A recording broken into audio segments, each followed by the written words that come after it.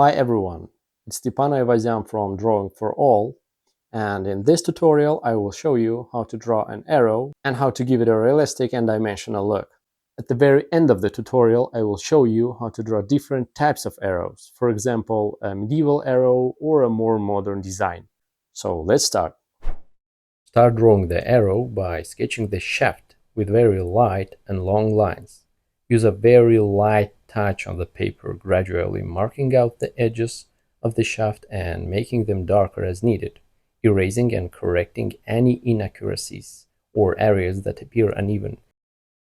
You can make the lower side of the shaft or lower edge slightly darker to indicate a shadow, which will make the arrow look more three-dimensional and more realistic. Arrows can be different lengths, so determine where the arrow shaft starts and ends. At this stage you can also adjust the length of the arrow, making it shorter or longer as needed. If you want to make the shaft look longer, simply extend the previously drawn lines from one end, making sure they remain the same plane and do not tilt relative to the rest of the shaft. Next, sketch the arrowhead using a light line extending directly from the center of the shaft and following the same trajectory. After that, indicate the sharp side angles, placing them evenly on both sides of the center line, and begin outlining the outer edges of the arrowhead. As before, start with light lines between the guide points you established earlier, gradually darkening them as you draw.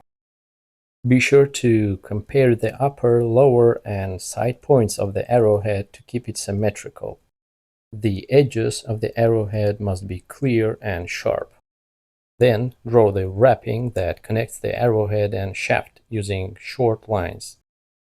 Move on to the fletching and mark where it begins and ends with short and light lines.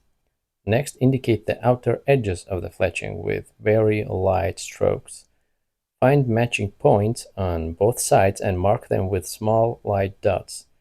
Using these guide marks, carefully begin drawing the contours of the fletching, making sure both halves are symmetrical and mirror each other. Gradually refine and darken the lines to give the shape a finished appearance.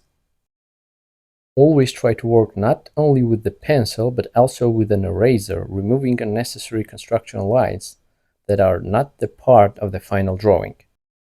Also avoid focusing on one area too long, as this can distort your perception of proportions. Next, begin drawing the texture of the fletching. Start with diagonal lines to indicate the characteristic pattern found on many arrow feathers. As with the overall shape of the arrow, both halves should remain symmetrical and mirror each other. Then you can darken and finalize the outer edges of the fletching, adding slightly more tone to the most noticeable bends and curves. Return to the arrowhead and add tone using light cross-hatching from the tip to the point where it connects to the shaft. After that, add light lengthwise hatching on the lower half, making it darker in the center and slightly lighter along the edges. This will create the impression of shadow in this area and add volume. Areas drawn with darker lines appear shaded to us. And when compared to the opposite side, which remains lighter, this creates the convincing sense of form. For this reason, to make your arrow drawing look even more realistic and dimensional, you can darken the lower edge of the shaft even more to separate it from the background. The same can be done with the arrowhead by making the lower edge darker than the upper one. To give the arrow a more authentic appearance, you can add wrapping on both sides of the fletching along the shaft. You can also add extra shadow to the lower half of the shaft by turning the pencil sidewise and applying long strokes that follow the length of the shaft. The shaft of the arrow is essentially a very thin, elongated cylinder, and this method of shading will help give that form a convincing sense of volume. And now let's take a look at how to draw different types of arrows from various historical periods. The main differences are, of course, found in fletching and arrowhead.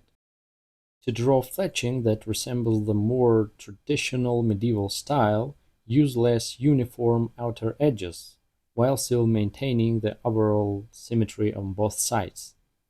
As before, start by sketching the shaft, then indicate the general shape and mass of the fletching. After that, begin drawing the texture. While the overall shape should remain symmetrical, the texture itself should remain slightly uneven and asymmetrical. More modern arrows often have smoother synthetic veins. As before, begin with the shaft, paying attention to the symmetry. Indicate the wrapping located on both sides of the fletching, then sketch the outer edges of the veins and begin drawing them with light lines, avoiding any irregular or torn-looking edges. The overall shape should be as symmetrical as possible and mirror one another. You can also make the lines of the lower side slightly darker to indicate shadow. The texture should remain highly symmetrical as well, with the diagonal lines closely matching each other on both sides, on upper and lower halves. Using the same approach, you can draw virtually any type of arrow by designing your own fletching and additional details.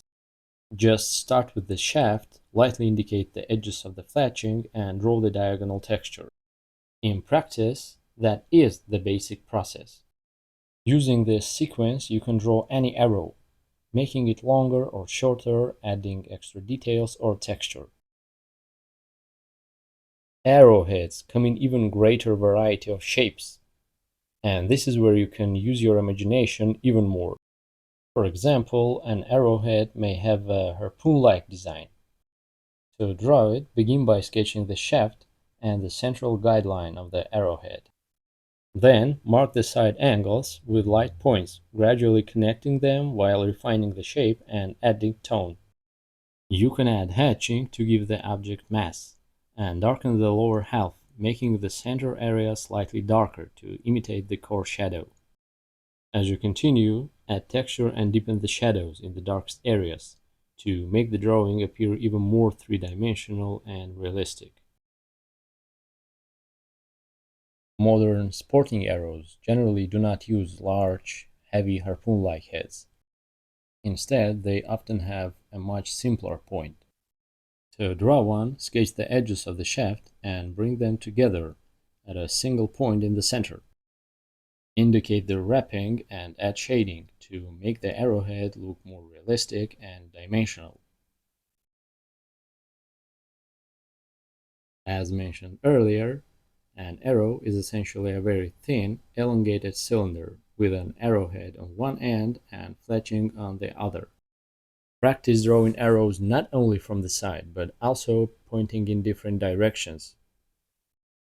Begin by sketching the shaft, so that the upper and lower edges gradually converge as they move farther away from the viewer, creating an effect of linear perspective. Then, sketch the contours of the fletching with light lines and add the texture, keeping in mind that the parts of the arrow should gradually become smaller as they recede into the distance. Then draw the wrapping near the front of the arrow and begin constructing the arrowhead itself. From the center of the shaft, sketch a central guideline that follows the overall direction of the arrow. Then mark the outer corner points and begin connecting them to the both tip and the body of the arrow. Gradually refine, correct, and darken the contours. And finish by adding a light shadow along the lower side. And that's it for this arrow drawing tutorial. If you enjoyed it, be sure to subscribe, leave a like, and let me know in the comments what do you like to draw next.